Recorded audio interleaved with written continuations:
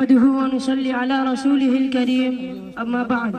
محترم بزرگوں اور دوستوں، ہمارا ملک ایک جمہوری سیکولر نظام پر مشتمل ہے اور اس وطن عزیز میں دو دن بہت ہی اہمیت کا حامل ہے۔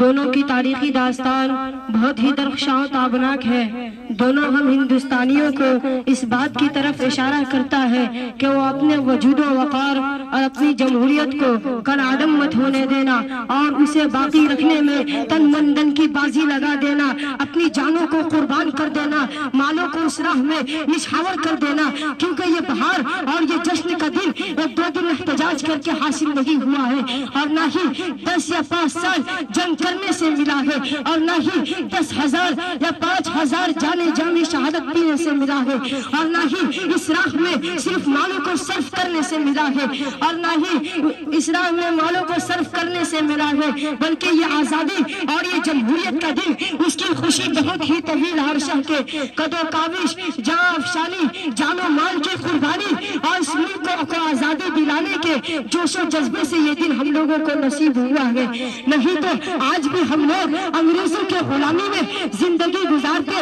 اور گھٹ گھٹ کر مر جاتے، کیونکہ اس سے پہلے ہمارا ملک انگریز خبیث النفس کے قبضے میں تھا، جس نے ہمارے معصوم اور بے گناہوں کو تختہ دار پر معلق کر کے پھانسی دے دیا، ماؤں اور بہنوں کی عزت و عصمت کو تار تار کیا، ہزاروں علماؤں کو بے دریغ قتل کیا، اور ہندوستان کو ظلم و بربریت کا ماجگا بنا دیا گیا تھا، اور جلیانوالہ باغ میں 10,000 ہندوستانیوں کو گولی سے اندھا دھن بھون دیا گیا تھا، اور اس سے قبل کئی جنگ اس ملک کو آزادی دلانے میں لڑی گئی تھی۔ 1919 میں اور خاص طور سے 1857 میں انگریزوں کے خلاف لڑی گئی تھی، اور اس میں ہندوستانیوں کی شکست ہوئی تھی، لیکن ہمت نہیں ہارے تھے، بلکہ بلند حوصلہ کے ساتھ اور آگے کی خاطر ٹیپو سلطان، اشفاق اللہ خان اور سید احمد شہید نے جامی شہادت نوش فرمائے، اور اسی طرح اس ملک کو انگریزوں کے جبر و استبداد سے آزادی دلانے کے لیے بڑھ چڑھ کر حصہ لے کر جنگ کیے اور شکستیں فاش دیے۔ بہرحال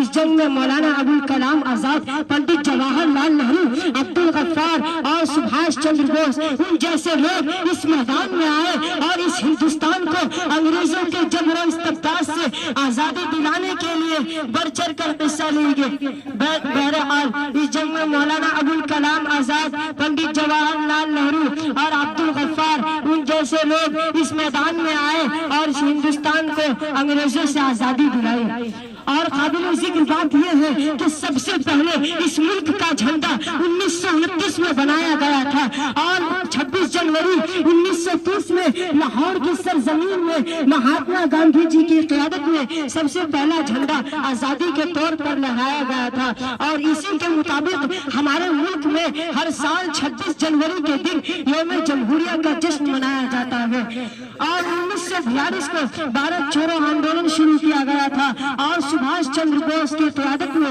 1945 میں انڈین نیشنل آرمی کی تشکیل دی گئی۔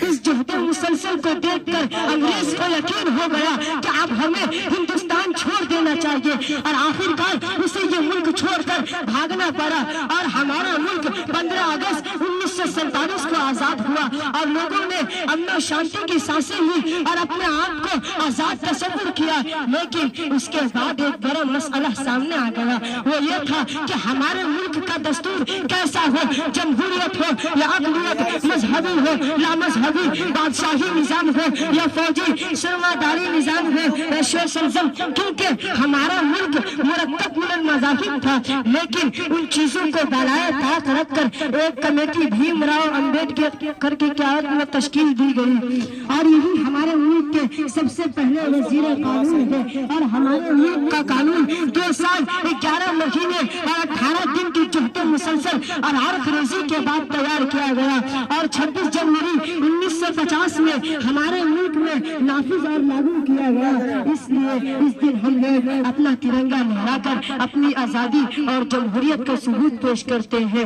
اور اس سال بھی ہر سال کی طرح یوم جمہوریہ کے موقع پر ذات پات نسل وادی کو بالائے طاق رکھ کر کر یکجہتی اور تضامنی کا ثبوت پیش کریں گے، اور علامہ اقبال علیہ الرحمہ کے ان اشعار سے میں اپنی بات اختتام کرتا ہوں۔ سارے جہاں سے اچھا ہندوستان ہمارا، ہم بلبلیں ہیں اس کے گلستاں ہمارا۔